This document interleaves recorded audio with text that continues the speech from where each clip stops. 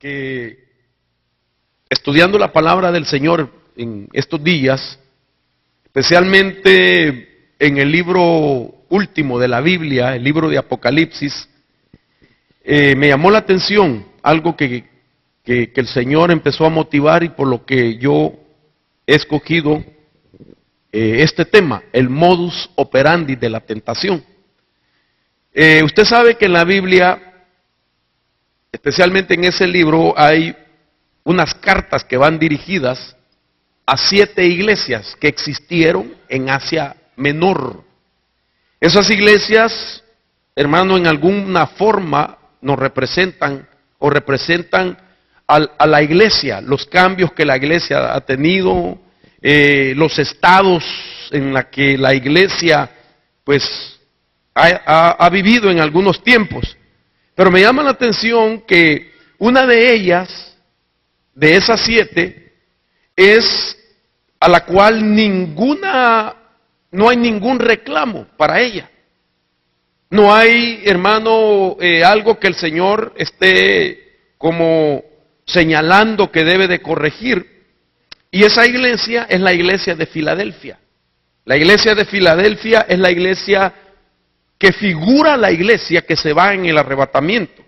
Es una iglesia donde ha prevalecido el amor fraternal entre hermanos, una iglesia que se ha guardado. Usted puede leer lo que dice el libro de Apocalipsis respecto a esa iglesia en el capítulo 3, verso 7 en adelante. Pero me llamó la atención que a pesar de que es una iglesia que no hay reclamos para ella, por ser figura de la que se va, sin embargo el Señor le advierte de una hora que está por venir. Imagínense en qué tiempo el Señor o Juan escribe esa revelación que se le da en la isla de Patmos. Imagínense cuántos años han pasado del exilio de Juan y esa manifestación que tuvo del Hijo, donde le da estas recomendaciones. ¿Cuánto tiempo ha pasado? Desde ese tiempo el Señor le advierte, es una advertencia que le da a esa iglesia, figura de la iglesia que se va, y le dice de una hora que ha de venir y que estoy seguro que ya está esa hora, y se refiere a la hora de la tentación. Mire qué interesante. De tal manera que esa hora de la tentación contiene, hermano, un nivel de tentación que nunca antes se ha visto sobre la humanidad. Y por eso se especifica como una hora. Usted sabe que en la Biblia se habla de muchos tipos de horas, muchas horas.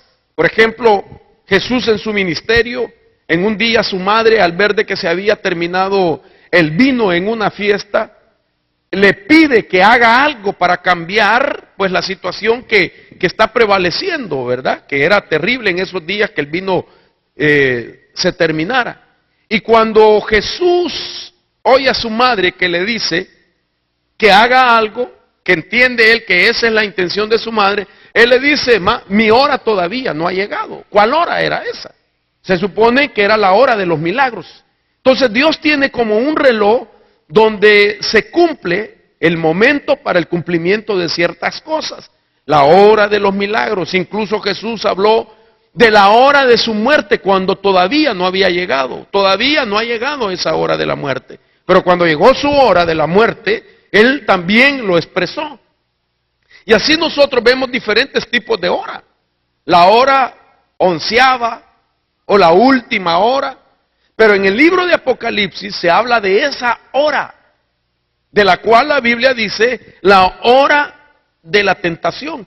Y basándome en esa base, entonces, es que surge, hermano, en mi corazón la inquietud por llamar a esa hora como una tentación que no se ha experimentado en otros tiempos, porque contiene el modus operandis, un modus operandis de parte del reino de las tinieblas, dentro de ese tiempo, en el presentar niveles de tentación nunca antes visto. La base bíblica entonces dice, Apocalipsis 3:10, quiero que leamos 2 versiones que estoy utilizando para introducir el tema, y dice, ya que has guardado mi mandato de ser constante. Oiga qué interesante esto. Yo por mi parte te guardaré de la hora de tentación que vendrá sobre el mundo entero para poner a prueba a los que viven en la tierra. Oiga qué interesante. Una tentación que va a llegar, dice esta versión, sobre el mundo entero. Eso implica una tentación para la humanidad, pero también a la iglesia que está todavía en esa hora, en la tierra. Luego dice, para poner a prueba a los que viven en la tierra. La siguiente versión, que es la Septuaginta, dice, porque has guardado la palabra de mi paciencia, yo te guardaré de la hora de la tentación que ha de venir en todo el universo mundo para probar a los que moran en la tierra. Tremendo. El Señor le dice a la iglesia, mira, te advierto de esto. Y esa advertencia se convierte en ese momento en algo profético, donde el Señor está anunciando, hermano, a esa iglesia que espera la venida del Señor, figura de la iglesia que va a ser arrebatado, que está haciendo todo lo que puede alcanzar o hacer en pos de ser digno, de escapar, de no quedarse, hermano, a la tribulación. Ahora, lo tremendo de esto es que es una hora, es un tiempo específico que no se ha dado todavía. Entonces, estoy seguro de que, entendiendo que la Biblia dice que ninguna tentación es traída por Dios, sino que hay una entidad que la Escritura lo describe como el tentador, sin lugar a duda es traída por ese personaje, por esa entidad, el tentador. Por eso dice la Escritura, yo te guardaré. Oigan esto, yo te guardaré de esa hora de la tentación traída por el tentador. ¿Se entiende esto? Entonces, basado en eso, que no es Dios el que trae tentaciones, y que tampoco, según la versión que usted está leyendo, es posible que su versión diga, yo te libraré de la hora de la prueba. Y ahí es donde se encuentra el conflicto. Porque muchas personas, aún escuelas teológicas, piensan que es Dios que está hablando de una prueba final que viene al mundo y que, hermano, que tiene que ver con la tribulación, y que por eso en algunas versiones se añade la palabra tribulación, aunque no aparezca en el original. En el original nunca aparece la palabra tribulación. Entonces, por eso algunos hombres que hablan escatología incluso han dicho de que el Señor está hablando de ese tiempo de la tribulación y que te va a librar arrebatándote. Pero eso no es verdad, porque no existe en el original, sino que lo que está hablando es de una hora de tentación. Y entonces, por esa razón, yo creo que el tentador la trae y que contiene un modus operandi, una forma de operación, un modo de operación, esa tentación. Ahora, el modus operandi, usted sabe que ya lo he hablado muchas veces de eso. Incluso escribí un libro que se llama así, el modus operandi de las tinieblas, que es el penúltimo libro que el Señor me ha permitido escribir, y en él explico los conceptos que quiero, pues, quizás recordar. Dentro de esos conceptos, modus operandi literalmente significa modo de operar, y esto es una expresión latina. En criminalística, se usa para referirse a cómo actuó el delincuente en una o diversas ocasiones, así como para establecer una pauta de comportamiento de diversos delitos de una misma persona. Entonces, un detective cuando anda tras, hermano, un criminal, lo que hace es estudiarlo a él, su modus operandi, su forma de operación. Y cuando él entonces descubre, tiene un conocimiento anticipado de ese modus operandi, entonces se puede decir que él puede pronosticar cuándo y cómo será la captura de ese criminal, porque él descubre cómo opera, ¿me entiende? Cómo se mueve, qué le gusta, qué frecuenta, cuáles son sus inclinaciones, sus debilidades, etcétera, todo lo que tiene que ver con eso. Entonces solo piense en esto, cuando lo aplicamos al reino de las tinieblas, que él también, para poder levantar algo en contra del creyente que va a afectar su momento, su vida, su nivel espiritual, su estado, su posición, entonces él observa también al creyente al cual él le va a levantar el esquema, el modus operandi. Ahora, la palabra tentación, quiero comenzar a definirla, porque tengo muchas cosas que quiero platicarle a usted. Yo quiero que usted me preste mucho la atención, hermano. Esta no es una prédica, esta es una enseñanza que quiero aprovechar el tiempo al máximo, porque quiero enseñarle cosas que me tienen muy impactado respecto a las tentaciones. Entonces, basándome otra vez de que el original, lo que dice es una hora de tentación, quiero poner la palabra tentación que se lee en el versículo que leíamos de Apocalipsis 3, y es esta palabra, hermano, que en su numeral del diccionario Strong es la palabra número 3986. Note usted que la tengo escrita aún y marcada con color verde, para que usted note la diferencia entre cómo se escribe la palabra prueba también. La palabra tentación es, hermano, según el concepto, un experimento, un intento, es la tentación, ya sea ocasionada por circunstancias externas. Dice también que la tentación de la condición de las cosas, o un estado mental por la que somos tentados a pecar. Eso significa la palabra tentación. Entonces, la palabra se escribe o se pronuncia pirasmos. Note usted, pirasmos. Cuando usted busca la palabra prueba, que es la confusión que tienen algunos, y dicen, no, es la hora de la prueba. Yo digo, es la hora de la tentación. La palabra para prueba se escribe diferente. Mire cómo se escribe. Y se pronuncia diferente. Pirazo. Aquella es pirasmos. Esta es pirazo. Y aún en griego son diferentes, hermano, para escribirse. La palabra tentación es más larga en el griego, tiene más letras que la palabra prueba. De tal manera, Dios no está hablando de una prueba, porque la prueba sí la trae Él. Y la prueba es para aprobar tu carácter.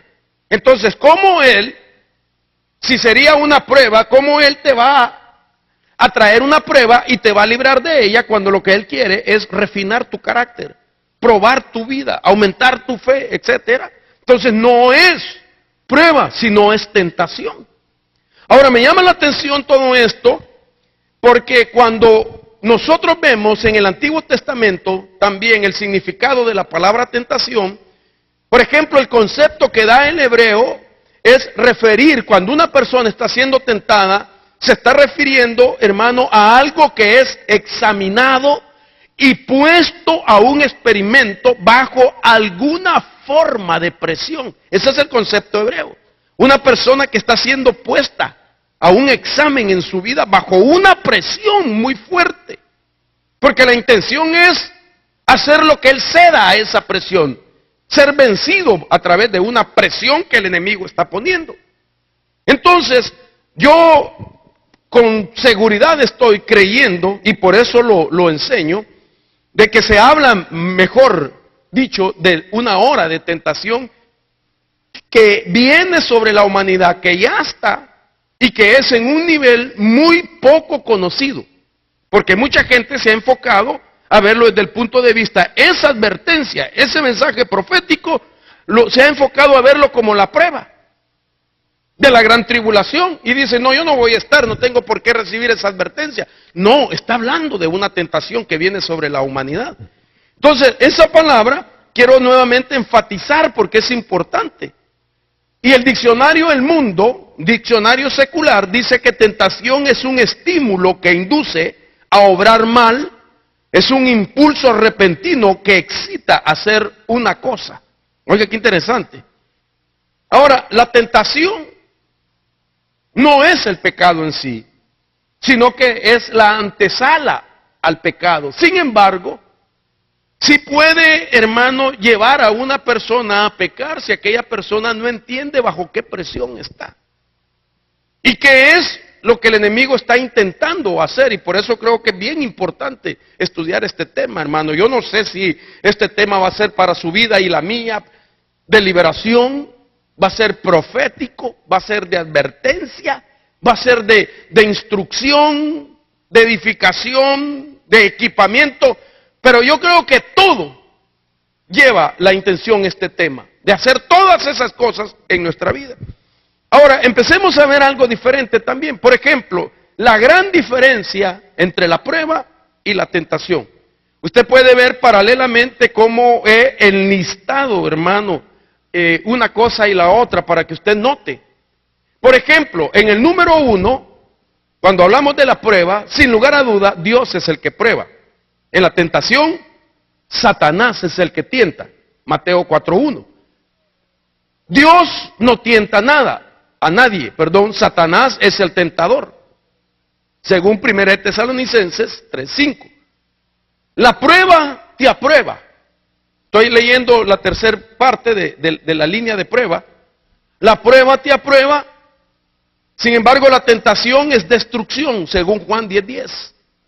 Cuando Dios te prueba, te deja un gozo. Eso dice la Biblia. La tentación te deja sin gozo a ti. La prueba construye el carácter. La tentación causa rajaduras que afectan el carácter. La prueba construye nuestra fe. La tentación destruye la fe. Dios prueba para terminar un punto o un tiempo o una etapa. Satanás tienta para continuar, para activar ciclos, para iniciar algo malo. La prueba produce un buen fruto. La tentación produce un mal fruto. Son dos cosas totalmente diferentes. Entonces, con base a eso, usted puede darse cuenta más o menos el propósito de la tentación en todos los tiempos. Y a la misma vez, hermano, multipliquemos o potencialicemos en la hora de la tentación, en el tiempo, el tipo de tentación que viene va a ser potencializada. O sea que esos males podrían, hermano, volverse más en número, en alcance y en efectos. Entonces, para mí es importante que usted y yo platiquemos acerca de lo que es el modus operandi de la tentación. Solo piense usted que Jesús fue tentado, dice la Biblia, 40 días y 40 noches. ¿Qué presión no habrá vivido el Señor Jesús en esos 40 días y 40 noches? Sin embargo, nos deja ver de que nosotros, hermano, podemos vencer cualquier tipo de tentación, porque Jesús fue tentado en carne, como cualquier humano. No hizo alardes de poderes sobrenaturales para salir de las tentaciones. Es más, Satanás lo presionó para que hiciera alarde de poderes. Le dijo, dile a estas piedras que se conviertan en pan. Y entonces Satanás lo estaba presionando a él para que sobrenaturalmente él venciera la tentación. Si el Señor hubiera vencido la tentación sobrenaturalmente, no hubiera vía de escape para nosotros. Por eso la Biblia dice que él fue tentado en todo y sin pecado. Y como él fue tentado en todo, él puede librarnos a nosotros, los que somos sometidos a tentación. Pero dice la Biblia que con la tentación, cuando Satanás la trae, Dios te da una vía de escape. Entonces, ¿cuál es la vía de escape? Eso es lo que quiero enseñar. ¿Cuál es esa puerta que nos dan? Y cómo Jesús en su naturaleza humana venció a uno que es no humano, el diablo, y que estaba presionándolo a él a que cayera en la tentación que lo conectaba con el pecado. Pero Jesús no cedió. Entonces, las cosas peligrosas de la tentación son las que nosotros no tan fácilmente las detectamos cuando alguien está bajo esa presión. Porque si vinieran, hermano, las tentaciones así, para que usted me capte, ¿verdad? Como que es el día de Halloween, vestido de diablo, la tentación vestido de diablo, vestido horrorosamente, ¿verdad que la detectamos rápidamente? Sin embargo, no vienen así.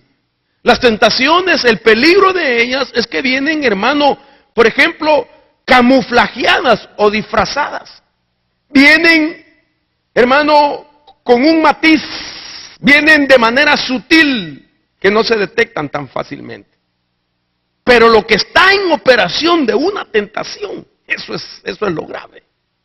Ahora, yo quiero explicar, por lo menos en esta primera parte de esta serie que estoy apenas, hermano, iniciando, algunas cosas de las tres cosas que una tentación, tres partes o áreas del cuerpo que una tentación puede afectar. A mí me llama la atención eso.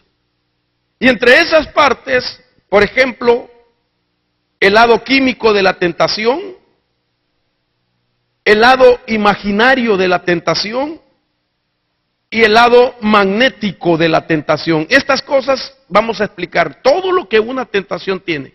Hace algunos años, el Señor también me permitió escribir otro libro, que creo está en el último libro, mejor dicho. En el último libro yo hablé de la psicología de Satanás en la mente del creyente. Y me enfoqué en esto. O sea que los que ya leyeron ese libro, la trilogía de las batallas, usted se va a dar cuenta, los hermanos, ¿se acuerdan que lo escribí bajo otro título? Y hoy lo hice en un solo libro. Hace aproximadamente unos 6 o 7 años yo escribí de eso. Y hoy lo volví a sacar en ese libro. Y ahí yo hablo de estas cosas, cómo la tentación contiene, hermano, estas influencias, este ataque a estas tres áreas en nuestra vida.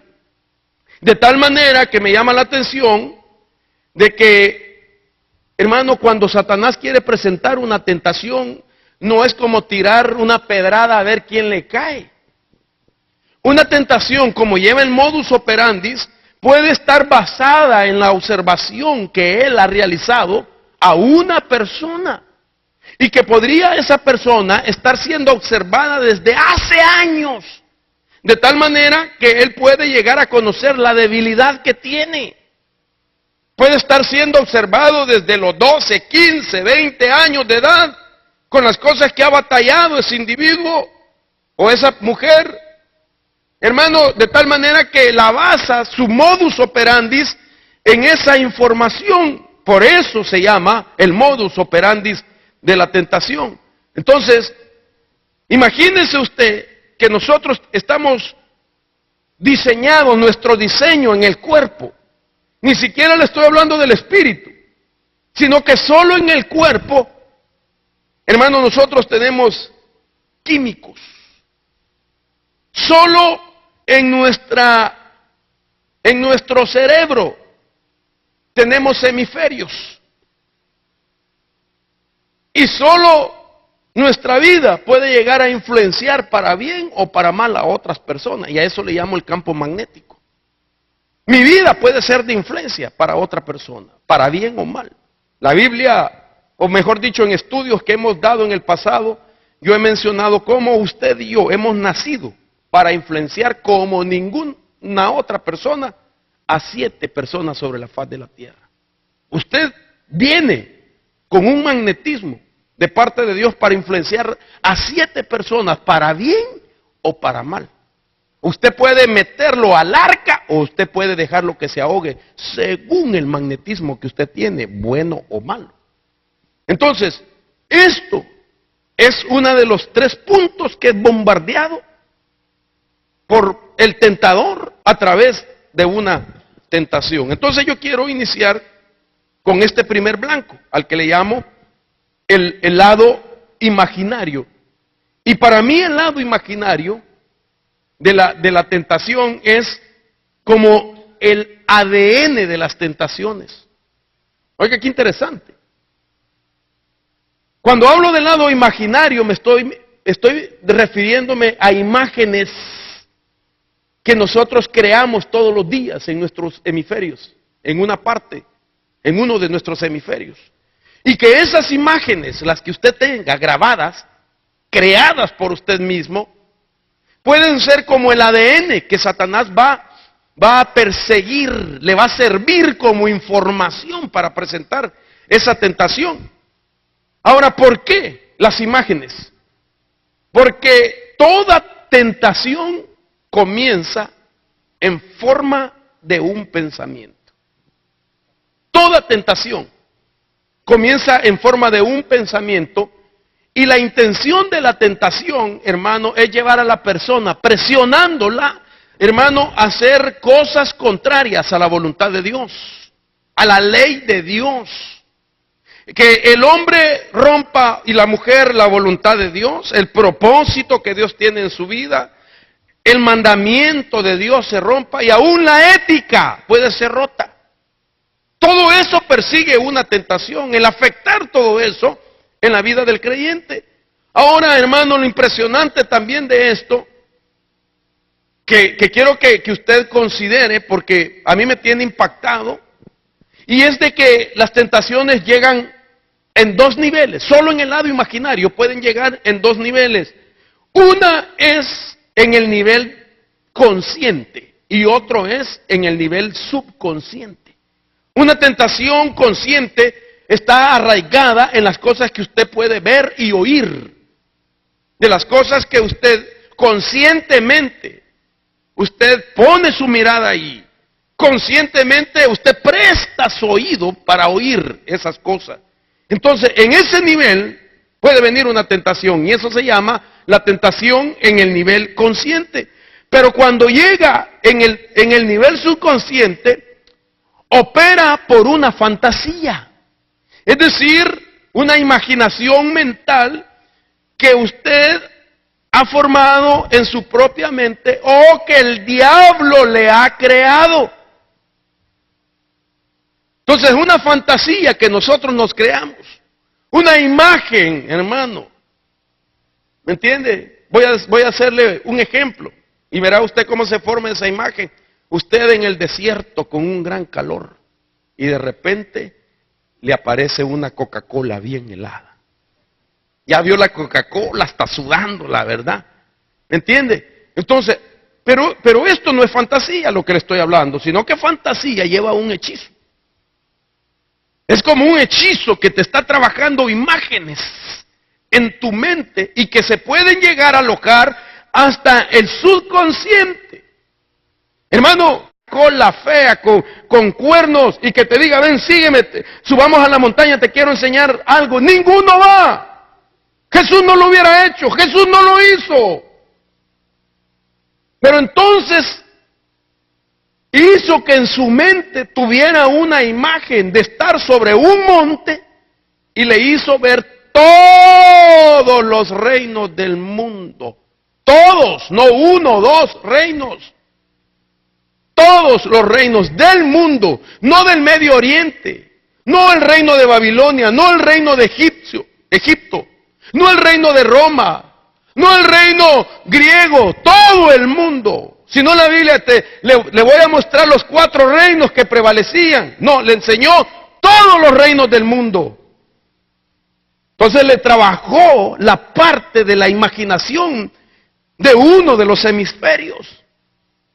Entonces, una tentación basado en este pasaje tiene, hermano, la capacidad de enviar imágenes al proceso de pensamiento.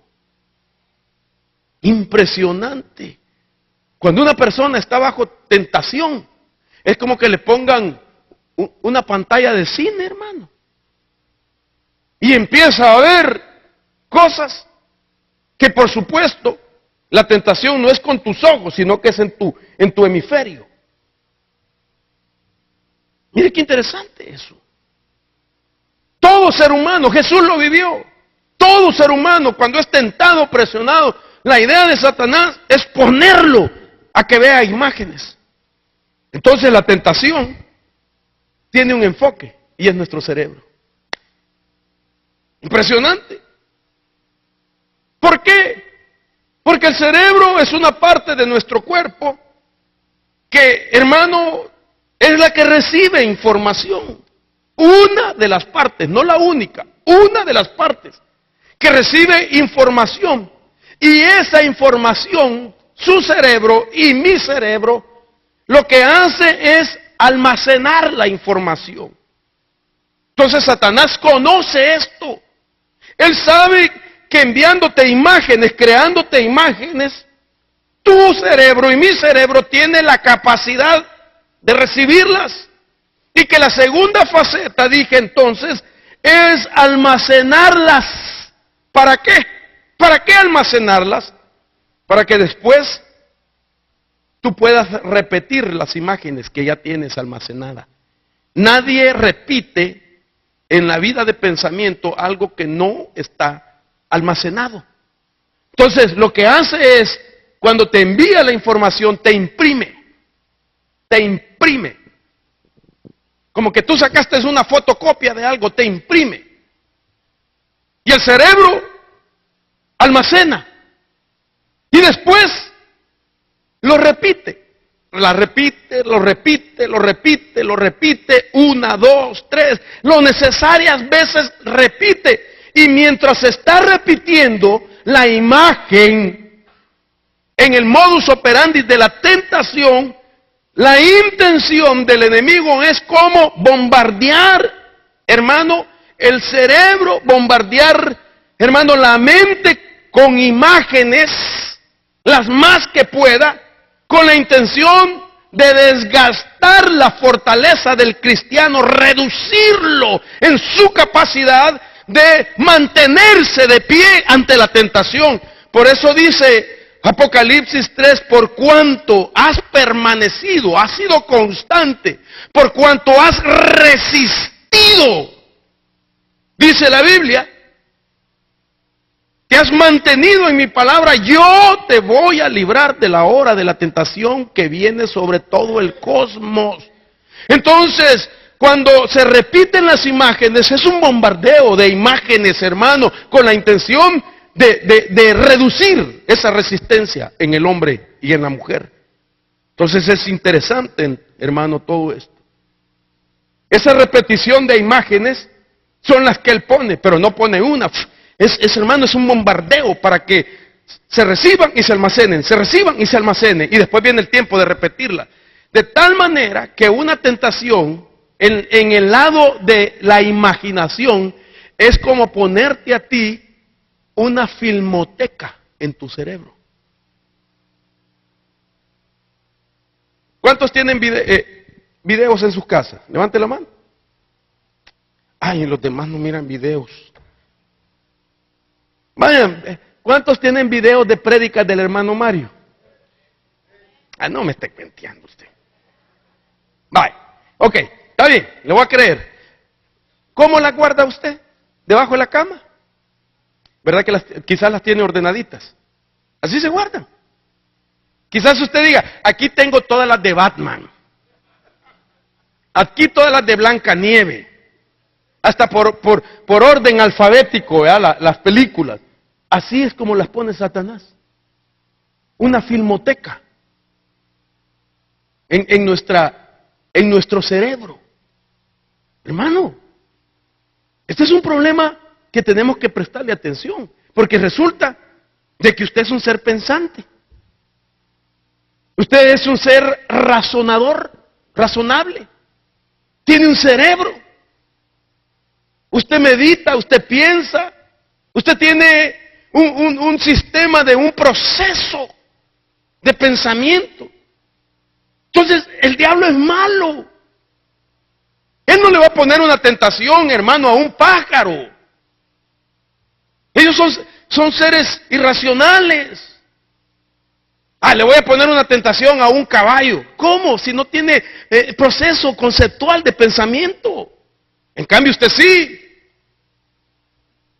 Perdón, a un mono no se la va a poner. A un chimpancé no se la va a poner. A un orangután no se la va a poner. A King Kong no se la va a poner. Por eso yo no creo que usted viene del mono. Ni yo tampoco. La película de los gorilas y de los simios, esa no se la crea. De que son más inteligentes que el humano. A un mono no le va a poner una tentación. No le va a poner una mona vestida en minifalda. ¿Me voy a entender? Ahora, a usted y a mí sí, porque somos seres pensantes. Y entonces alguien dirá, pero entonces, hermano, ¿por qué Dios nos hizo pensantes? Jesús era un ser pensante y venció la tentación. El problema es que nosotros no hemos acercado la lupa. Cuando digo nosotros, oiga, me estoy yo poniendo en el asunto de ver qué es lo que está en operación cuando una persona está siendo presionada, hermano, en un modus operandi de la tentación. Ahora, note usted pues, de que es importante saber, si somos seres pensantes, cómo es que la tentación afecta el cerebro. Comencé diciendo, a través de las imágenes mentales.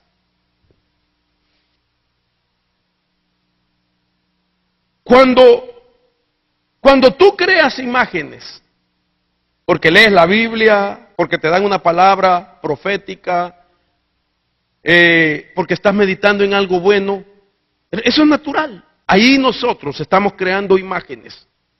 Inconscientemente muchas veces las estamos teniendo en nuestro hemisferio. Pero entonces cuando el enemigo comienza a bombardear con imágenes que él ha creado, es como contaminarlo con un virus. Los virus que entran a las computadoras. Él es como un pirata. ¿Cómo se dice en inglés, Armando? Un pirata cibernético. ¿Cómo? El que tira el virus. Los piratas. ¿Ah? Hackers. Vaya, hackers. En mi tierra dicen hackers. Entonces, es contaminarlo. Contaminar la información que usted tiene. Esa es la tentación. Entonces, el cerebro se puede dañar a través de imágenes mentales malas, negativas y prohibidas que está enviando el enemigo. Entonces, sin lugar a duda, mi amado hermano, una persona que es bombardeada con tentaciones puede llegar a sufrir que su cerebro comience a ser afectado. Es como dañarle su cerebro. Es como, hermano, arruinarle su cerebro. Y me llama la atención que, y es aquí donde usted tiene que meditar en esta tarde, que hay imágenes que usted y yo podemos traerla desde nuestra juventud. Y esto es importante. Imágenes que creó el enemigo. O voluntariamente. Imágenes que despertaron deseos. Imágenes que te llevaron a desear algo prohibido. A querer obtener algo prohibido. Imágenes, hermano, que están ahí todavía, que no se han borrado y que al llegar a la edad de adulto o de una persona ya grande, esas imágenes con la tentación las vuelve a repetir el enemigo, las vuelve a activar con la idea que en otro tiempo ahora tú vuelvas a tener el mismo deseo de querer tener aquello que no tuviste en la juventud. O sea que él puede recrear las imágenes. Hace algún tiempo, no sé si usted, porque usted está joven, ¿usted vio películas en blanco y negro? ¿Cuántos vieron películas en blanco y negro todavía? Voy a ir más atrás. ¿Cuántos vieron películas mimadas? Nadie levanta la mano porque esas se hicieron en el año cuando Cristóbal Colón descubrió América, hermano. ¿Se acuerda que no había voz, solo era movimiento y todo, en blanco y negro? Ahora esas películas todavía están dándose, pero las han retocado. Y uno las mira y uno dice, pero si esta película yo la vi hace años. Yo vi la de Pedro Infante, Amorcito Corazón, en blanco y negro. Y resulta que ahora la hicieron a colores. Claro, la retocaron. ¿Me entiende? Eso es lo que hace el diablo. Tal vez tu imagen fue en blanco y negro en el pasado, cuando eras joven. Una tentación te creó una imagen. Y pasaron los años, no la borraste. Está ahí. Y ahora, con la tecnología avanzada, diabólica, te la retocó. Y entonces está a todo color, permanencia voluntaria. Ahí el enemigo está usando como blanco el lado imaginario de la persona. Entonces, esto es interesante. Porque, mire esto, vuelvo a la carga, las imágenes no borradas en la mente es el éxito de una tentación. El éxito de una tentación está basada en gran parte a la información pasada. Es decir, imágenes que se traen desde la juventud o del pasado. Entonces, esas imágenes que no se han borrado y que Dios te va a enseñar a cómo hacerlo, porque esa es una vía de escape que da. Dios nos va a dar la vía de escape, nos dio la promesa, dijo, yo daré la vía de escape, la puerta de escape. Pero ¿cuál es la puerta de escape? Una de ellas es ayudarte a borrar las imágenes creadas a través de la presión de una tentación. Porque si están ahí, en el tiempo de la hora de la tentación, esto va a ser el éxito que el enemigo va a tener. Entonces, ¿para qué? Para evitar que se vaya, para que rompa su consagración, para que se destruya su nivel espiritual, para que se afecte su testimonio, para que afecte otras áreas de su vida. La tentación siempre lleva la influencia de llevar a una persona a actuar sobre lo que está recibiendo como imágenes. Esto es importante. Entonces quiero enseñarle más o menos el proceso de una tentación. Yo quiero que usted considere, hermano, porque no soy Pilato, renuncio, amén. Le diga amén, hermano, pero me lavo las manos. Y usted no va a decir, nunca me dijo el hermano Mario. Ahorita, este es un tema que para mí tiene suma importancia, hermano.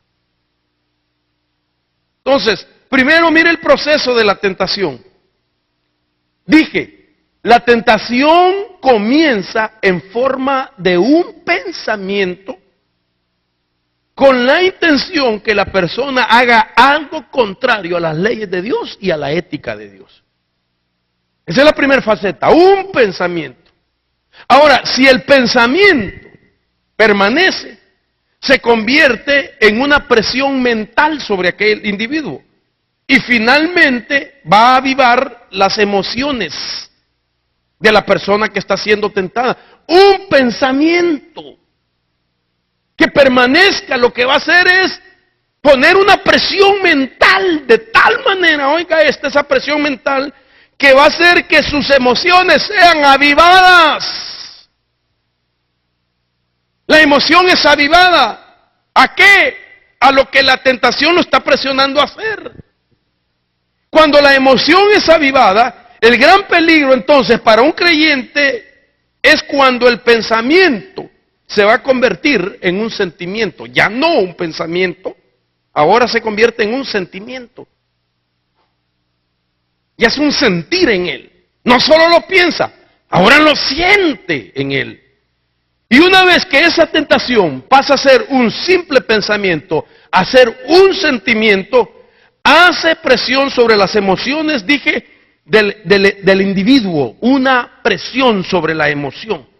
Primero fue avivada la emoción, para que se convirtiera de pensamiento a sentimiento, pero después le pone presión a la emoción.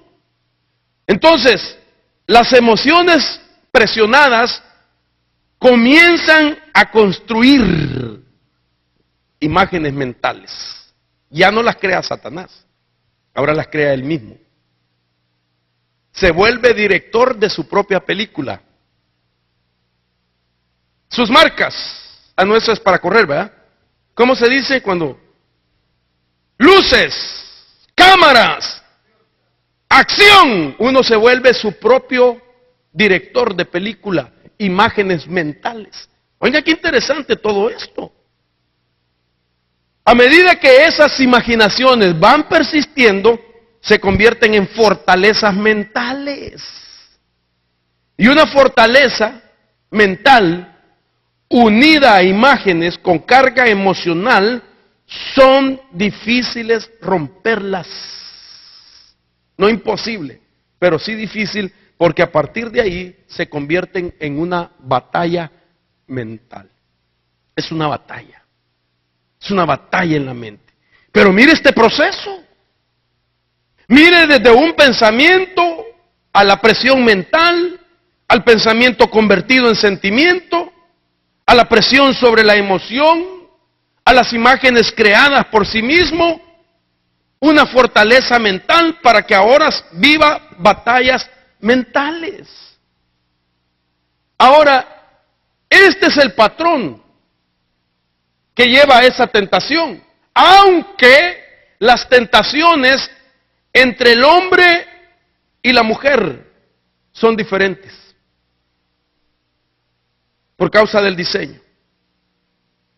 Las diferencias entre la tentación de un hombre y de una mujer son totalmente diferentes. En primer lugar, porque los hombres pueden ser tentados por la vista, por el afecto y por una manipulación emocional. Y la mujer puede ser tentada por la atención, por las palabras y por la posición de una persona. Miren las tentaciones. Al hombre por la vista, por el afecto y por la manipulación emocional. ¿Acaso no es lo que comúnmente se oye en una corte donde se está peleando por un divorcio? Cuando le preguntan al hombre, el juez, ¿por qué te quieres divorciar? Dice, bueno, porque lo que pasa es que ella ya no se arregla, dice. Nomás tuvo los 20 hijos y viera cómo se le arruinó el cuerpo. Dice, qué bárbaro, ¿verdad? Es que ella ha dejado de ser cariñosa. Y dicen los hombres, y yo estoy necesitado de amor. Soy un ser necesitado que me apapachen. Oiga esto. Y por la manipulación emocional. La mujer no. Por las palabras. No hay nadie, ¿verdad? Pero hay casos que el hombre, cuando estaba recién casada, le decía estrellita, bomboncito, cariñito. Ahora le dice chimo, abreviado chimoltrufia. Y entonces ella se molesta, hermano. Pero aparece un sinvergüenza en el trabajo que le empieza a decir otras cosas. Y las palabras a ella, ¡pa!, la capturan. Ahí sí es el jefe de la empresa. Y si la posición que tiene es mejor que la que tiene su marido, que ya no le dice cosas románticas, entonces ella dice, no vale la pena seguir peleando con este. Si este apenas llegó al primer grado, en cambio el otro es universitario, es doctor. Ya le vi la tarjeta, ahora cualquier loco se pone doctor, hermano. Pero entonces, note usted que las tentaciones al hombre y a la mujer son diferentes, pero vuelvo a la carga, hermano, esto. La tentación, por favor, no es pecado, sino que la tentación intenta llevar al creyente a pecar, y eso es lo que dice Santiago, sino que cada uno es tentado cuando es llevado y seducido por su propia pasión. La palabra pasión es la palabra epitumia, Y significa el deseo, el anhelo, el deseo de lo prohibido, la lujuria. Y su origen es dar vuelta a una cosa, tener un deseo por largo tiempo, codiciar una cosa. Y significa de los que buscan las cosas prohibidas. Entonces, la imagen que el enemigo puso y lo llevó a él que creara las imágenes, nadie puede crear una imagen por sí mismo y mantenerla mucho tiempo si esa imagen no está también bombardeando el área de los deseos. Yo sé que si usted tiene una imagen mala, usted inmediatamente renuncia. Le hago una prueba. ¿Aló? ¿Cómo se miraría usted sin cabeza? Renuncio, hermano, rechazo y reviro en contra, hermano pastor, discúlpeme, no le estoy faltando al respeto, pero las 3 R, renuncio, reprendo y rechazo. Y tiene razón. Ah, no, esa imagen a usted le causa asco, miedo. Le causa repugnancia y usted dice, no, la rechazo, la borro con ¿cómo se llama lo que pone blanca la ropa? Con Clorox. Si es posible me tomo Clorox, no se lo tome porque se muere. Pero borro eso. Claro. Ah, pero si viene una imagen bonita.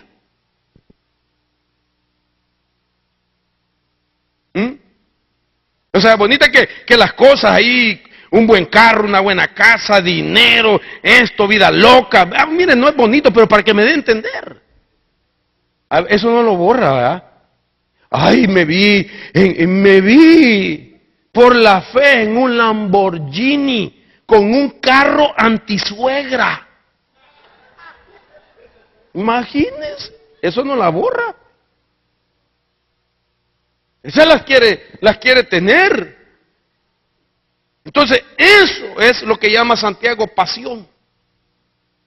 Dice que cada uno es tentado cuando es llevado y seducido por su propia pasión, que en otras palabras significa lujuria. Entonces, ¿me entendí cómo trabaja en el lado de la imaginación? ¿Sí? Hermano, en el amor del Señor, con todo mi corazón, examine las imágenes que trae de su juventud. Y renunciemos en esta hora. ¿Usted lo va a hacer? Porque si no, se le da lugar a la siguiente faceta. Y la siguiente faceta, hermano, es la parte de la tentación con el placer. Solo póngase a pensar que la tentación tiene también la parte del placer. Hermano, ¿qué piensa una persona? Solo imagínese hasta dónde puede llevar la tentación a una persona de que es capaz de poner en riesgo lo que tiene. O sea, cuando una persona está en tentación y que ya lo llevaron a ese nivel, sus imágenes no las ha borrado y ha llegado a ese nivel de que teniendo una familia bonita, teniendo una buena posición en su trabajo, teniendo un buen testimonio, teniendo una buena posición en la iglesia, teniendo cosas que son valorosas, que a raíz de la presión deje de valorarlas y que esté tan presionado que no le importa llegar a perder lo que tiene. ¿Me estoy dando a entender, hermanos? Ahora, yo quiero que usted piense, por el amor de Dios, que yo no estoy hablando de una persona cualquiera, un pecador, un hombre malo, perverso, ese feliz de la vida que le pongan tentaciones. Estoy hablando de hombres buenos, santos, de mujeres buenas, santas, temerosas de Dios, que al ser presionadas pueden llegar, hermano, a pasar por alto el precio que van a pagar si ceden a la tentación y caen al pecado. Que su familia no le importa el matrimonio, no le importa su economía, no le importa nada, no le importa, hermano, lo que está en riesgo, que puede estar pasando por una persona en el lado de la imaginación, de tal manera que siente un gran deseo y placer pensando hacia dónde lo lleva esa tentación. ¿Me está captando lo que quiero decir? Siente un deseo, un placer solo de imaginarse.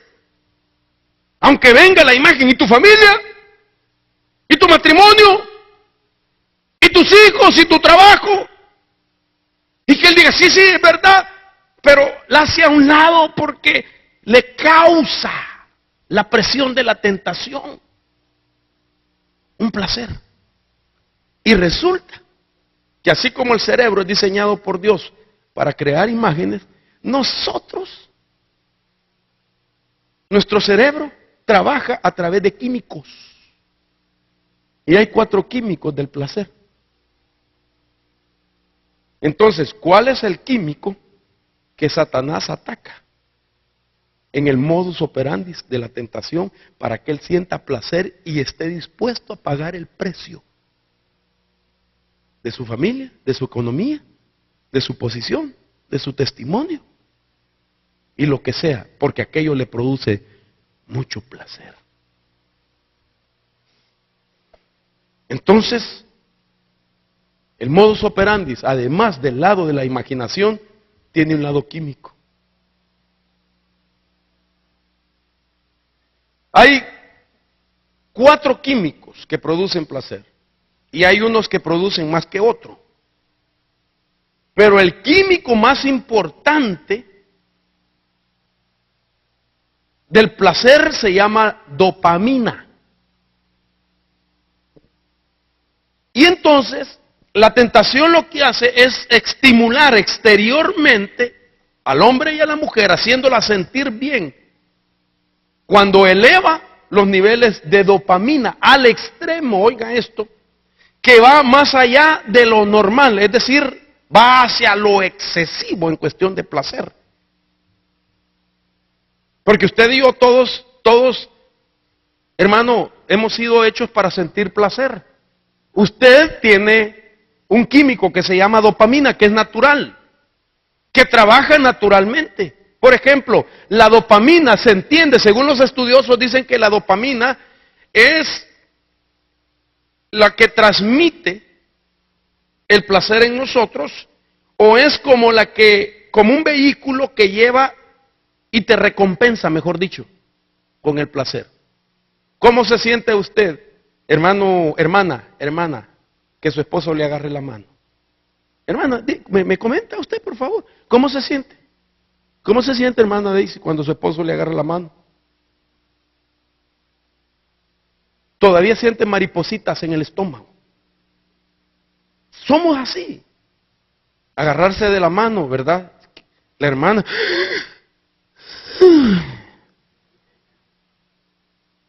El hombre, ¿cómo se siente que su esposa lo empiece a acariciar?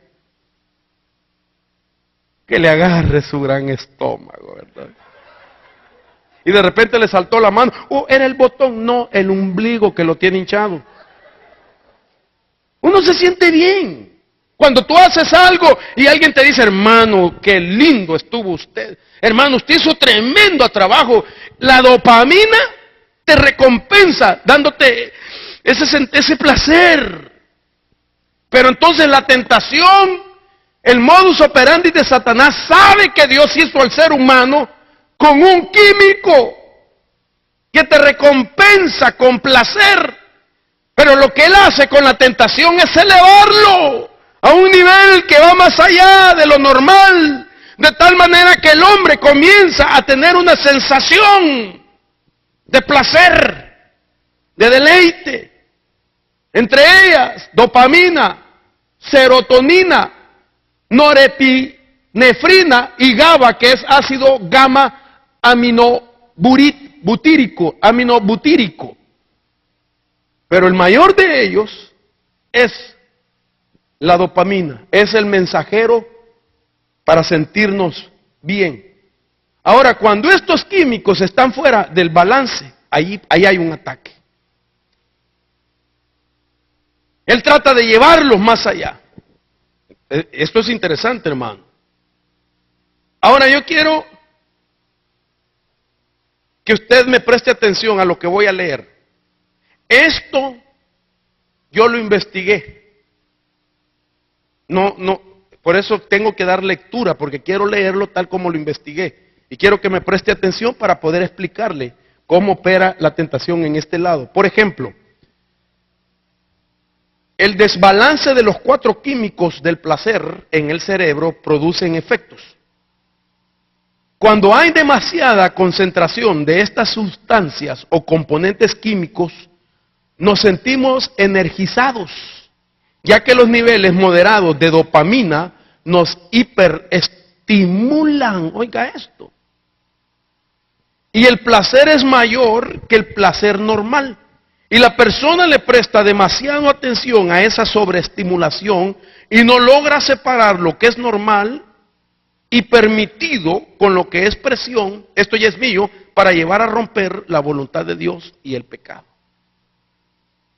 O sea que cuando la tentación, el modus operandi de la tentación está elevando los niveles del placer, la persona pierde la capacidad, oiga esto, para darse cuenta si aquello es normal o permitido. Ya no mira lo normal y lo prohibido. Note lo que estoy diciendo. Aquella persona se le borró la frontera de lo normal y está ahora en peligro ante lo antinatural, lo prohibido, lo que no debe. Es un placer, es un pseudo placer que la tentación está produciendo en la dopamina del Hijo de Dios. Hermana, usted que tiene a su esposo cerquita, póngale la mano en la frente y dígale, en el nombre de Jesús, que tu dopamina vaya al nivel natural. Dígaselo, no tenga miedo. Pues si quiere que no la bombardee el diablo con tentación, ahora hágalo usted, hermano. Ahora voy yo, dígale, no solo tú a mí. Dígale, mijita, que tu dopamina esté en el nivel normal.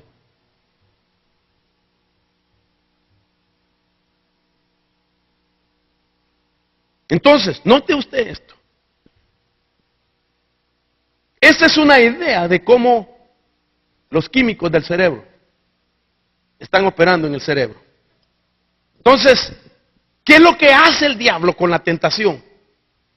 Está haciendo un enjuague en el cerebro con una dopamina que él está manipulando. Está, hermano, haciendo que la persona tenga esa especie de enjuague de químicos en su cerebro. Y note usted que eso comienza aquí. Esta parte de aquí es donde se recibe el impacto de la tentación. Y desde aquí comienza ese enjuague por todos sus hemisferios a través de la tentación. De tal manera, hermano, oiga esto, porque yo le decía que no alcanza una persona con el exceso alto de dopamina, no alcanza a distinguir lo normal contra lo antinatural, lo que es prohibido. Y solo siente, hermano, el estímulo de placer. Solo imaginarse la tentación, empieza a sentir un placer por aquello y no detecta que su vida está en peligro. ¿Sabe por qué? Porque la tentación tiene la capacidad de afectar el razonamiento de la persona. Una persona que está bombardeada por tentaciones, lo que le va a afectar es su razonamiento. Y por eso usted mira que hay personas que incluso no aceptan consejos, hermano. Usted les dice, no hagas eso, no aceptan consejos. Correcciones, no las aceptan. Yo soy dueño de mi vida, dice. Ya estoy grande, dicen los jóvenes. El hombre dice, yo soy hombre. La mujer dice, yo me lo merezco. Pero estamos hablando de alguien bombardeado por la tentación. No sabe que el diablo le está haciendo un un brainwash. Le está lavando el cerebro. En otras palabras, en un buen dicho centroamericano, te están lavando el coco. En un buen lenguaje latinoamericano, que es lavada de coco la que te están dando. Y no yo renuncio. Pero está sufriendo. Ahí hay un enjuague en la parte frontal del cerebro donde se encuentra el razonamiento por el exceso de la dopamina. Está siendo lavado su cerebro. Entonces esa persona va a empezar a ser afectado en su razonamiento. El razonamiento que no es lo mismo que ser inteligente. Porque hay gente que es inteligente, pero lo que se le afecta es su razonamiento. Entonces esa persona le puede llegar a tardar 2 años en ser restaurado su razonamiento. Oiga esto. 2 años para restaurar el razonamiento cuando ha sido bombardeado con tentación. ¿Sabe a qué lo quiero llevar? El problema es vivir las tentaciones en privado. Y no buscar ayuda. Hermano, pero todavía no es pecado. Pero mira todo lo que está pasando. Es decir, que tuviera usted una persona, un confidente, maduro, espiritual, la persona inmediata sería su esposo o su esposa.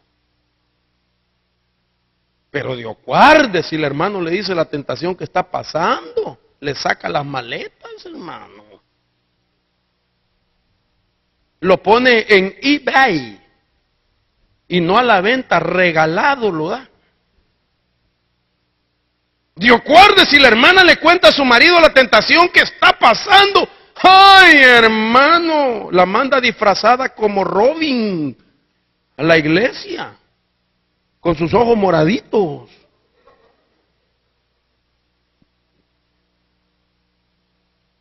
Entonces, esto es interesante. Me quedan 15 minutos. Entonces, mire, ahí está, esa es una idea de cómo la dopamina está haciendo su función en la parte frente del cerebro del hombre y de la mujer donde está el razonamiento. Ahora mire, déjeme seguir leyendo. Cuando el nivel de dopamina disminuye, también lo hace su motivación. Por tanto, si las sustancias químicas naturales que Dios creó no están fluyendo por el cuerpo, por ejemplo, en un hombre, entonces en lugar de renovar su mente y su cuerpo, el hombre puede comenzar a ser blanco de la tentación con la intención de estimular externamente y en exceso la dopamina y mirar fuera de su matrimonio buscando una persona que le proporcione ese renovado momento de bienestar. La tentación al hombre, pero a la mujer también. Entonces, resumiendo, la tentación pone imágenes o recrea las imágenes del pasado. La tentación estimula elevando excesivamente el químico del placer llamado dopamina. Entonces, cuando esto ya llegó, imágenes en el cerebro, ahora bombardeo al cerebro a través de la dopamina, elevando el nivel de dopamina para elevar el nivel de placer, el sentir de emoción, de placer. El siguiente faceta está más cerca la faceta de la tentación en el lado magnético de la persona. A esta altura ya avanzó mucho la tentación. A esta altura aquella persona, hermano, ya entró en uno de los corredores más peligrosos del modus operandi. Ahora mire, hermano, ¿dónde cree que se da el lado magnético de una persona? Y esto es lo que me tiene muy impactado a mí. Entonces ya la tentación que fue trabajada aquí, ahora la tentación llega aquí, al corazón. Entonces el hombre ya tiene la tentación en el corazón, ya no en la mente. Mire que entonces aquí tiene que haber un trabajo de Dios poderoso para sacar la tentación del corazón de una persona. Ahora oiga esto, posible tú lo sabes, Armando. A mí me impactó esto, que cuando la tentación entra al corazón,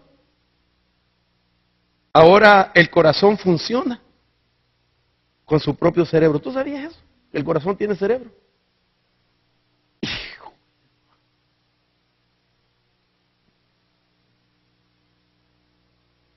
El corazón tiene cerebro. Yo se lo voy a comprobar. Un pasaje que nosotros hemos leído mucho y que ahora yo dije, le digo a mi esposa, ¡oh, con razón! Lo he leído y lo he interpretado según mi escuela teológica. Pero mire este pasaje, Proverbios 23:7. Por cuál es su pensamiento en su corazón, tal es él. Otra versión dice, así como el hombre piensa en su corazón, así es el tal. Proverbios en la Biblia King James dice lo mismo, así como el hombre piensa en su corazón. Hermano, yo sé que usted ha leído este pasaje, ¿verdad? ¿Dónde está el pensamiento lógicamente hablando? En la mente, pero aquí dice que está en que el corazón piensa. Ok, fíjese pues. Hace 400 años que se fundó el estudio en fisiología, se mantenía la idea que el corazón era solamente un órgano hueco que bombardeaba sangre, que bombeaba sangre. Esta idea, oiga esto, se confirmó más adelante a través de un señor llamado William Harvey, que en 1578 a 1657 afirmó y estableció la creencia que hace 400 años se manejaba atrás, de que el corazón no es más que un complejo músculo hueco cuyo único objetivo es impulsar la sangre para que éste aporte nutrientes y oxígenos a todas las células del organismo a través de la vasta red de vasos sanguíneos. Eso se ha manejado todo el tiempo. El corazón es el órgano que sirve solamente para tirar la sangre y es hueco, ¿verdad? Sin embargo, las nuevas investigaciones dejan ver algo más que ha sorprendido y que por eso tiene que ver la tentación algo con un tema interesante que fue anunciado por Dios, que era la hora de la tentación que vendría y que Dios te libraría, porque tiene un proceso que comienza creando imágenes en el cerebro de tal manera que después las alimenta con placer y deleite, y para eso Él tiene que manipular el químico de la dopamina, pero la última fase es llevar la tentación al corazón. Pero resulta que los estudios nuevos, ya confirmados, dicen que el corazón tiene su propio cerebro. Ya va a ver. Usted recuerda que hace un tiempo yo le expliqué que ese es el corazón partido por la mitad. Y que ese corazón, esas cavidades que tiene, nos dejan ver que tienen figuras muy parecidas a la letra Shin del alefato hebreo, y que ensamblan perfectamente en las cavidades del corazón. De eso dijo Dios, según Eclesiastés, que Dios ha puesto eternidad en los corazones. Dios ha puesto eternidad en los corazones. Jeremías dijo, porque este es el pacto que haré con la casa de Israel después de aquellos días, declara el Señor. Pondré mi ley dentro de ellos y sobre sus corazones las escribiré y yo seré su Dios, y ellos serán mi pueblo. ¿Por qué Dios la puso en el corazón y no la puso en la mente?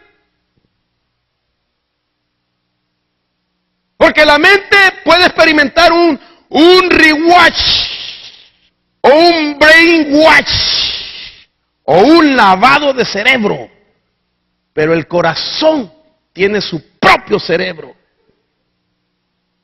Que la única forma es cambiando corazón. Porque el corazón dañado ya no sirve. Entonces Dios, en el Evangelio, se supone que nos hizo, ¿cómo es que se llama? Un trasplante de corazón.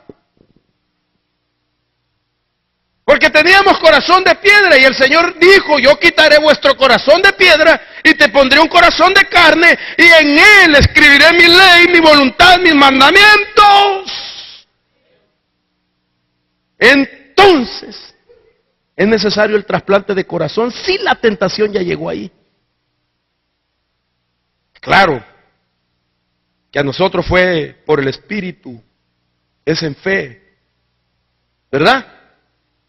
Y Dios lo puede hacer. Ahora mire esto por el amor de Dios. Ay, Señor, ya me faltan 14 minutos. Oiga esto. El sorprendente caso de los trasplantes cardíacos. Esto usted lo puede sacar del internet. Yo le voy a dar la dirección. Mire lo que sucede con los trasplantes de corazón. En 1999, los doctores P. Pearsall, G. Schwartz y L. Rusek.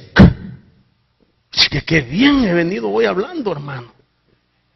Publicaron 10 ejemplos de pacientes que sufrieron cambios en su personalidad como resultado de recibir un trasplante de corazón. En algunas de las historias que transcribimos son extraídas de su artículo. Se consta cómo los cambios sufridos por el portador parece ser de hecho reflejo de la personalidad del donante. ¡Ay, ahora entiendo! Cuando usted le van a la persona, cuando le hacen un trasplante de corazón, no le dicen muchas veces de quién es, pero deberíamos de preguntar. ¿De quién va a ser el corazón que me van a poner? De Rambo.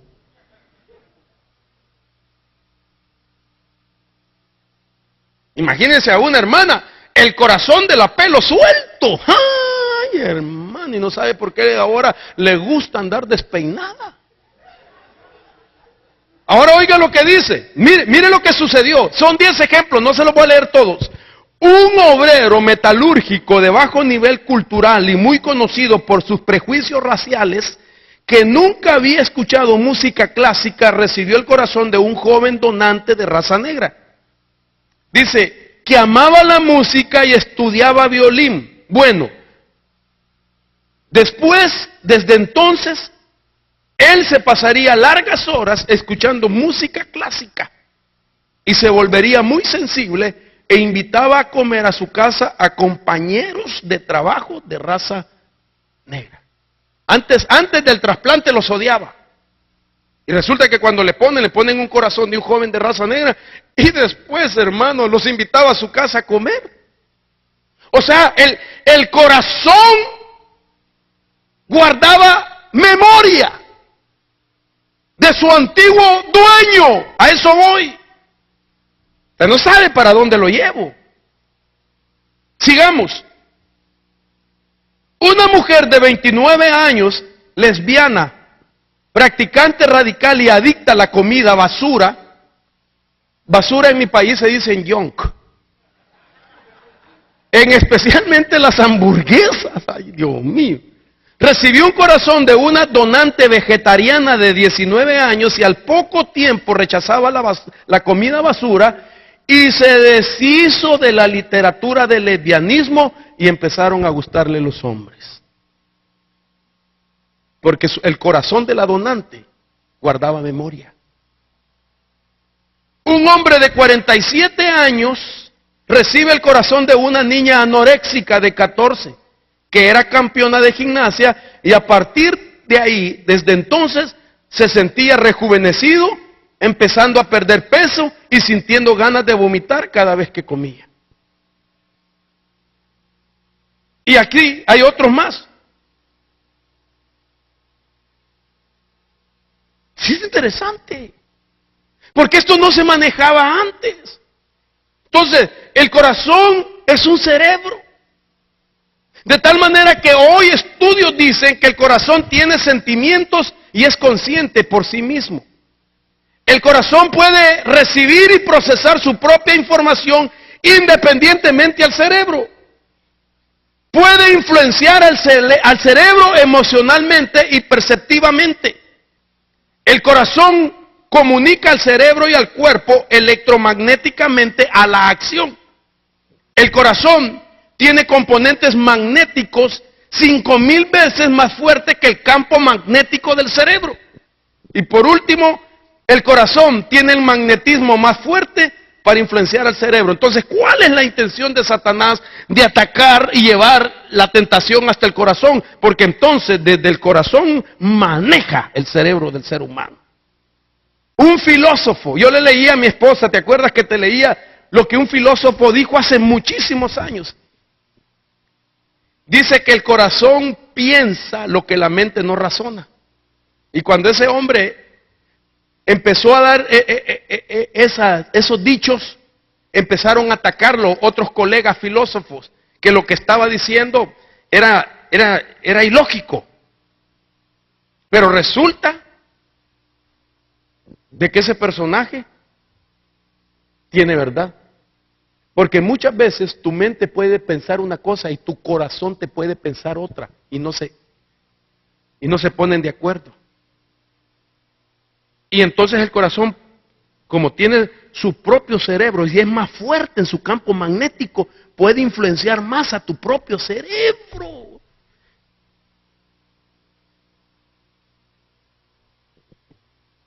Ahora mire esto. 4 tipos de conexiones que parten del corazón y van hacia el cerebro. Y ya me quedan 13 minutos. El corazón tiene 4 formas de comunicación y de conexión. Por ejemplo, la comunicación neurológica. Mediante la transmisión de impulsos nerviosos, el corazón envía información al cerebro de la que recibe. Es el único órgano del cuerpo con esa propiedad y puede activar determinadas partes del cerebro según las circunstancias. Es decir, puede influir en nuestra percepción de la realidad y por tanto en nuestras reacciones. La persona puede estar viendo algo y pensando algo, pero el corazón, si quiere, le dice, no, quiero que veas esto y que pienses en esto. Y domina el cerebro, el corazón. Segundo, la conexión información bioquímica. Mediante hormonas y neurotransmisores, el corazón, el que produce la hormona ANF, la que asegura el equilibrio general del cuerpo, la homeostasis. Uno de sus efectos es la producción de la hormona del estrés y producir y liberar la oxitocina, la que se conoce como la hormona del amor. El corazón, el amor en el corazón, no es un sentimiento, sino que es un estado inteligente del corazón. Tercero, la comunicación biofísica. Mediante ondas de presión, parece ser que a través del ritmo cardíaco y sus variaciones, el corazón envía mensajes al cerebro y al resto del cuerpo. Oiga esto, a esto voy. La comunicación energética, el campo electromagnético del corazón es más potente de todos los órganos del cuerpo, 5,000 veces más intenso que al cerebro. Y se ha observado que cambia en función al estado emocional. Cuando tenemos miedo, frustración o estrés, se vuelve más caótico. ¿A qué conclusiones nos lleva estos descubrimientos? El circuito del cerebro, del corazón, es el primero en tratar la información que después pasa al cerebro de la cabeza. ¿Dónde lo hallé? www.lavanguardia.com. Y ahí hay mucho más. Ahora, volvamos al tema. Súbanse, hermanos, por favor. El campo magnético del corazón. Oigan esto. El campo magnético de mi corazón y de su corazón tiene una influencia 5,000 veces más el campo magnético del cerebro. Y esto dice, investigaciones del corazón dice que el campo magnético del corazón se extiende alrededor del cuerpo entre 2 y 4 metros o 5 pies. Es decir, que todos los que nos rodean reciben la información energética contenida en nuestro corazón. Eso significa que otra persona puede ser atraída por el magnetismo del corazón. De 3 y 4 metros. Ayúdenme, por favor. De donde estoy, hermano, ¿dónde sería 4 metros? Más o menos. De aquí para... Oiga esto. Desde aquí, el campo magnético de mi corazón puede influenciar a una persona. ¿Ah? ¿Está bien? A ver, ¿por qué no te paras, Miguelito? Tú, con el hermano. A ver, midan eso. Aquí vengan para que los hermanos lo vean. ¿Cuál sería 4 metros? De aquí a ahí. Oiga esto. El campo magnético del corazón no solamente puede tocar el cerebro de él y el corazón de él. Si ese corazón está lleno de tentación, ay, perdóname, sentate mejor. Venga, hermana, usted que es la esposa de él. Bueno, ella es la esposa, pero pensemos que no era la esposa. Póngase por aquí. Ahí, cabalito. Si este corazón estuviera afectado con tentación, ¡pum!, afecta su forma de pensar. Y si este corazón tiene también la misma tentación,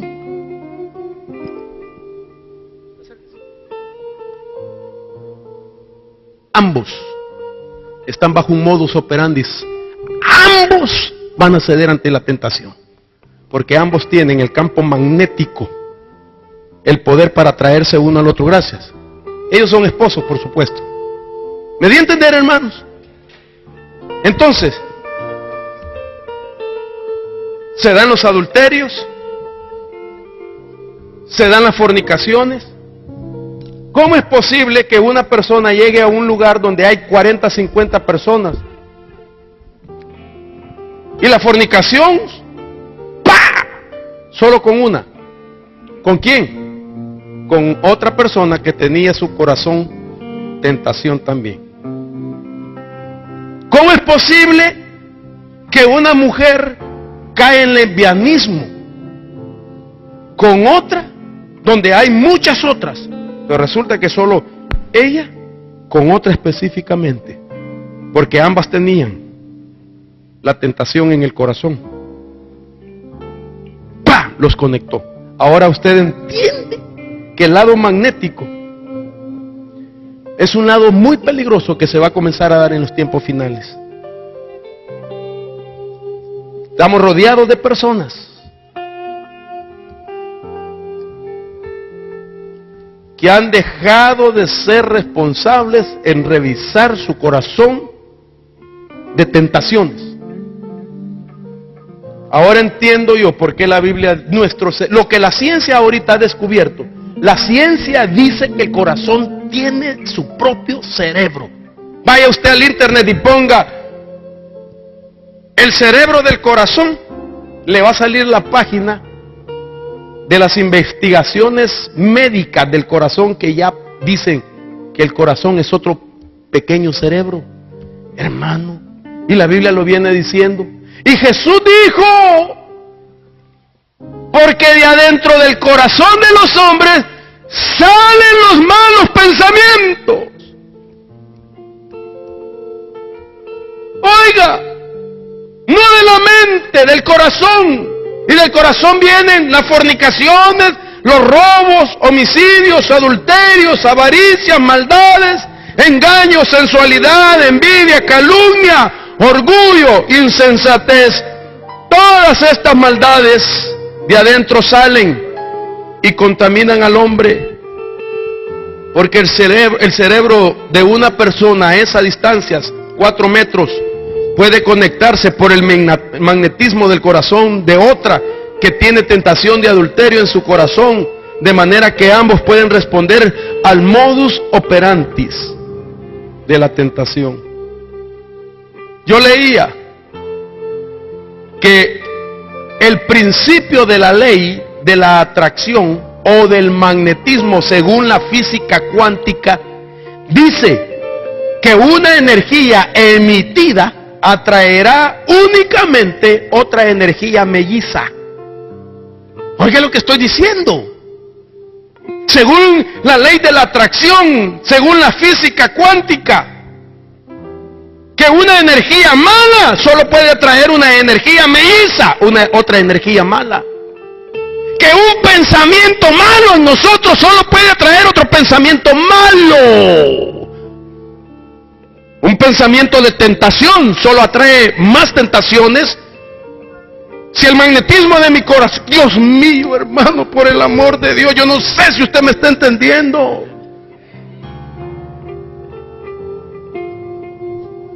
Mi corazón y su corazón, si está lleno de tentación, que Dios lo libre. Porque si usted a 4 metros se conecta con alguien que tiene el mismo problema, van a haber problemas, más y más. Ahora, termino con esto. Nadie puede vencer la tentación diciendo, o pensando, mejor dicho, no voy a caer en la tentación. ¿Sabe cuál es una de las salidas? La tentación no se vence pensando, no voy a ceder.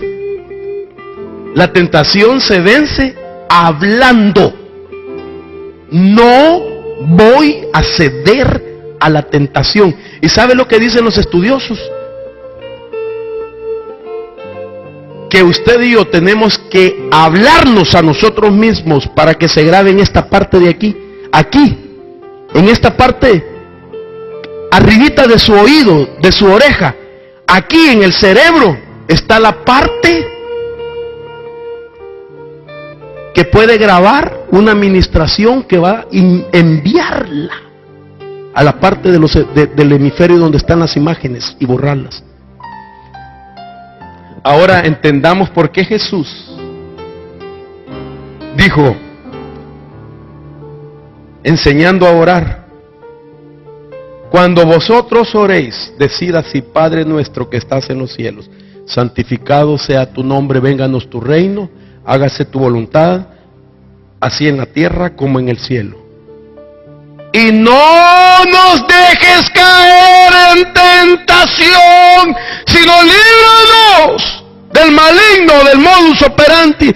Jesús enseñó que la tentación, para vencerla, hay que hablar diciendo: no caeré en la trampa de la tentación, para que lo oiga esta parte de mi oído, de mi cerebro, por el amor de Dios. Y ahí se queda grabado.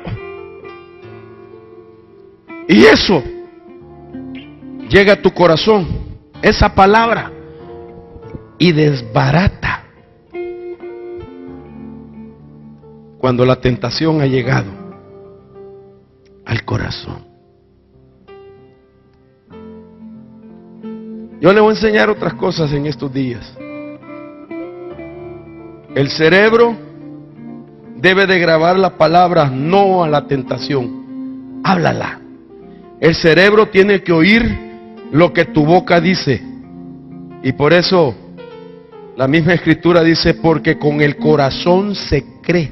Otra versión: se piensa para justicia, y con la boca se confiesa para salvación.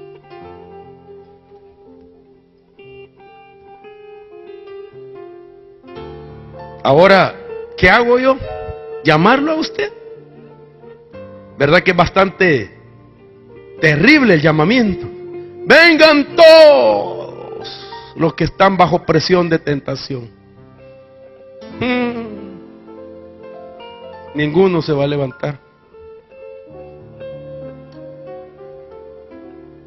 Pero si quisieras ministrar esa parte de tu cerebro, entonces yo te invito a venir aquí. Quiero invitar a aquellos hombres y mujeres responsables que no quieren ceder ante la tentación, y que tú vengas a decirle a tu cerebro no a la tentación. Póngase sobre sus pies.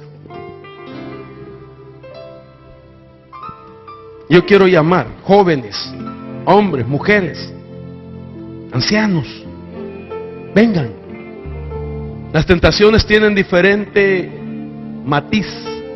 Tentación a poder, tentación material, tentación espiritual, tentación moral, todo tipo de tentación. No solamente sexual, hay todo tipo de tentación. Aquello que lleva a romper la voluntad de Dios, el propósito que Dios tiene en tu vida, a romper con la ética de Dios. En el nombre de Jesús, ven hermano, ven a pedirle al Señor que te ayude a borrar las imágenes que quizás desde tu juventud has traído. No permitas que Él las recree, que Él les dé una tonada que sea el deleite de tus ojos, que puedas, hermanos, que no les sirva a Él para motivar un placer fuera de control.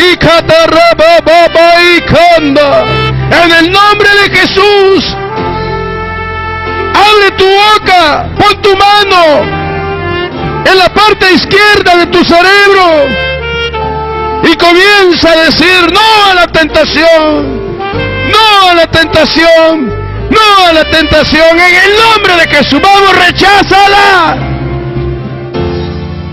Que tú mismo te oigas, hermano.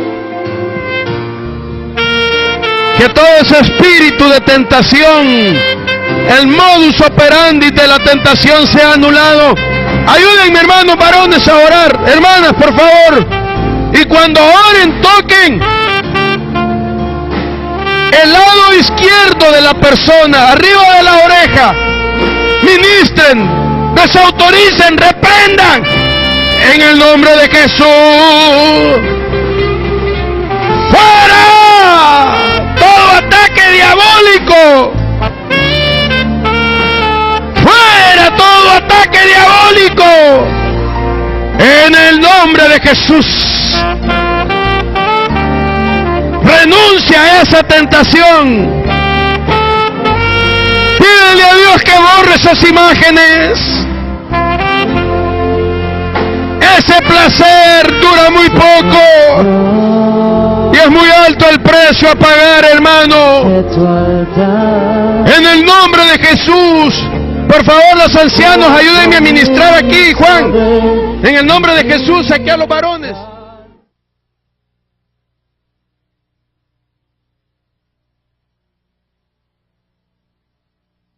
Que va a ser arrebatado, que está haciendo todo lo que puede alcanzar o hacer en pos de ser digno, de escapar, de no quedarse, hermano, a la tribulación. Ahora, lo tremendo de esto es que es una hora, es un tiempo específico que no se ha dado todavía. Entonces, estoy seguro de que, entendiendo que la Biblia dice que ninguna tentación es traída por Dios, sino que hay una entidad que la Escritura lo describe como el tentador, sin lugar a duda es traída por ese personaje, por esa entidad, el tentador.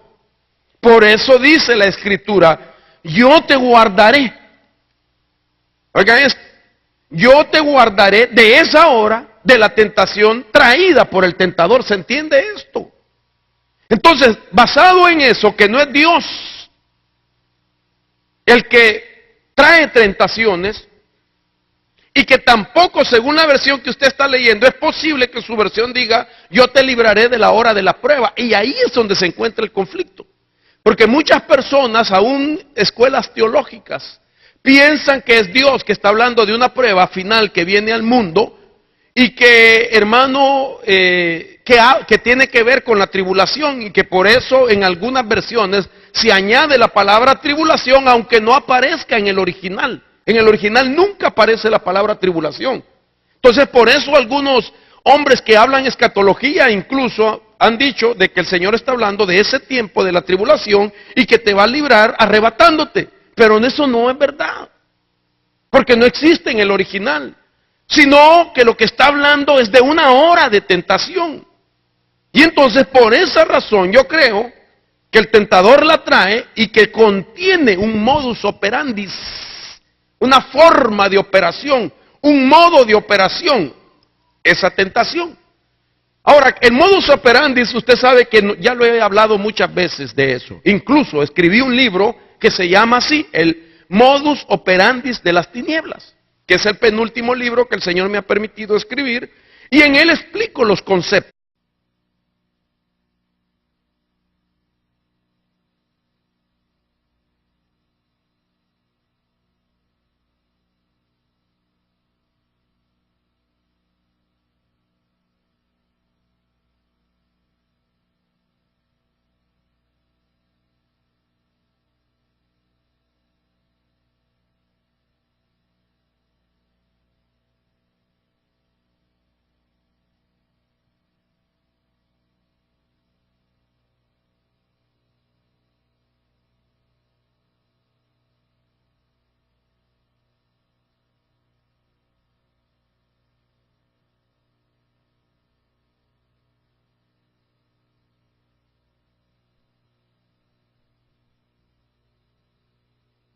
Que estudiando la palabra del Señor en estos días, especialmente en el libro último de la Biblia, el libro de Apocalipsis, me llamó la atención algo que el Señor empezó a motivar, y por lo que yo he escogido este tema, el modus operandi de la tentación.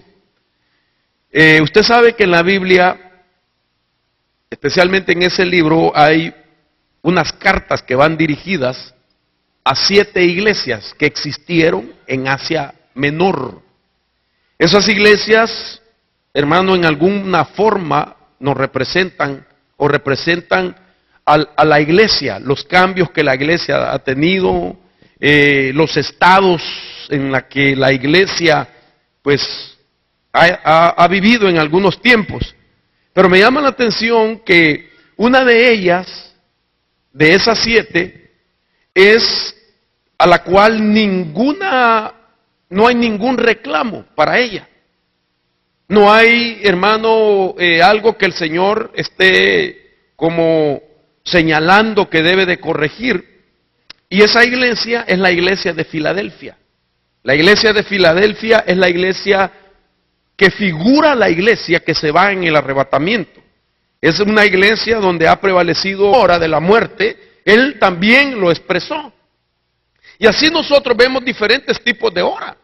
La hora onceava o la última hora. Pero en el libro de Apocalipsis se habla de esa hora, de la cual la Biblia dice la hora de la tentación. Y basándome en esa base, entonces, es que surge, hermano, en mi corazón la inquietud por llamar a esa hora como una tentación que no se ha experimentado en otros tiempos, porque contiene el modus operandi, un modus operandi de parte del reino de las tinieblas, dentro de ese tiempo, en el presentar niveles de tentación nunca antes visto. La base bíblica entonces dice, Apocalipsis 3:10, quiero que leamos 2 versiones que estoy utilizando para introducir el tema, y dice, ya que has guardado mi mandato de ser constante, oiga qué interesante esto, yo por mi parte te guardaré de la hora de tentación que vendrá sobre el mundo entero para poner a prueba a los que viven en la tierra. Oiga qué interesante. Una tentación que va a llegar, dice esta versión, sobre el mundo entero. Eso implica una tentación para la humanidad, pero también a la iglesia que está todavía en esa hora, en la tierra. Luego dice, para poner a prueba a los que viven en la tierra. La siguiente versión, que es la Septuaginta, dice, porque has guardado la palabra de mi paciencia, yo te guardaré de la hora de la tentación que ha de venir en todo el universo mundo para probar a los que moran en la tierra. Tremendo. El Señor le dice a la iglesia, mira, te advierto de esto. Y esa advertencia se convierte en ese momento en algo profético, donde el Señor está anunciando, hermano, a esa iglesia que espera la venida del Señor, figura de la iglesia, que quiero pues quizás recordar. Dentro de esos conceptos, modus operandi, literalmente significa modo de operar. Y esto es una expresión latina. En criminalística, se usa para referirse a cómo actuó el delincuente en una o diversas ocasiones, así como para establecer una pauta de comportamiento de diversos delitos de una misma persona. Entonces, un detective cuando anda tras, hermano, un criminal, lo que hace es estudiarlo a él, su modus operandi, su forma de operación.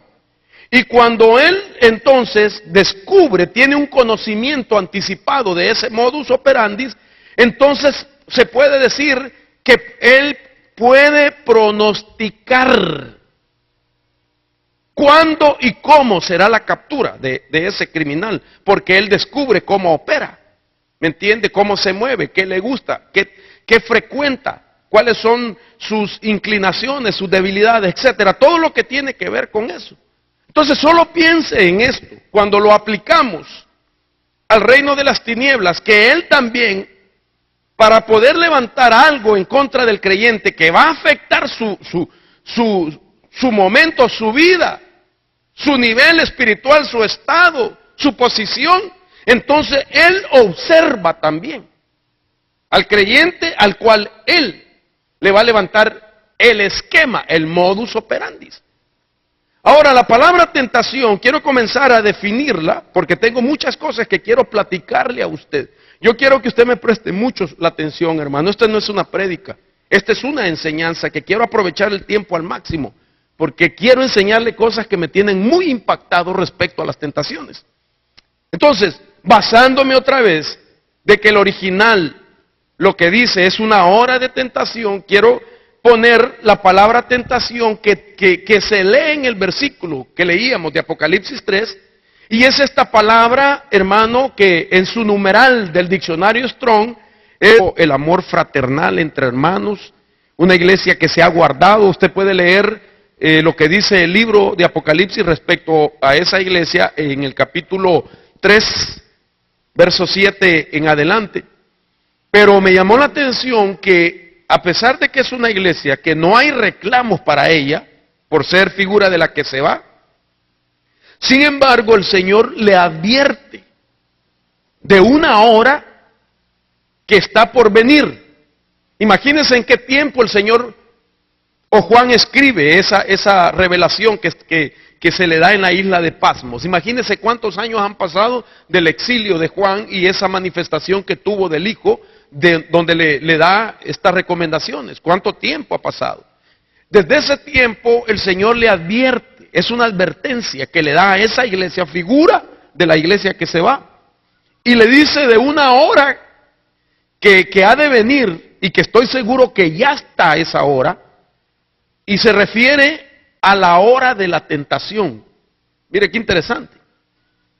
De tal manera que esa hora de la tentación contiene, hermano, un nivel de tentación que nunca antes se ha visto sobre la humanidad. Y por eso se especifica como una hora. Usted sabe que en la Biblia se habla de muchos tipos de horas, muchas horas.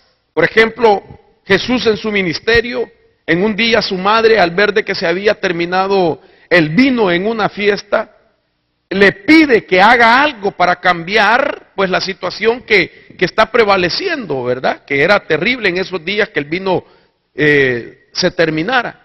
Y cuando Jesús oye a su madre que le dice que haga algo, que entiende él que esa es la intención de su madre, él le dice, mi hora todavía no ha llegado. ¿Cuál hora era esa? Se supone que era la hora de los milagros. Entonces Dios tiene como un reloj donde se cumple el momento para el cumplimiento de ciertas cosas. La hora de los milagros. Incluso Jesús habló de la hora de su muerte cuando todavía no había llegado. Todavía no ha llegado esa hora de la muerte. Pero cuando llegó su